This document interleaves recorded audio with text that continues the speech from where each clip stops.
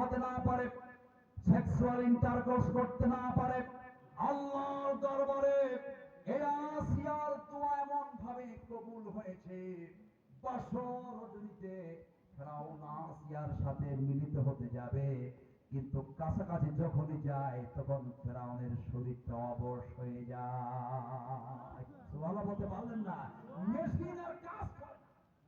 বাংলা কথা বলবো আমার, অবশ হয়ে যায়। আবার ট্রাই করে, কোনো কাজ হয় না। এইভাবে বাসর রাত্রি পার হয়ে গেল। আসিয়া বলল, ফিরআউন রে, তোমার সাথে আমার সংসার হবে না, তোমার সাথে আমার কোনদিন শারীরিক সম্পর্কও হবে না। আল্লাহর দরবারে হয়তো আমার দোয়াটা কবুল হয়ে গেছে। ফিরআউন বলছে, আসিয়া রে, তোমার সাথে আমার শারীরিক সম্পর্কের কোনো দরকার নাই, তুমি যে সুন্দরী একজন রমণী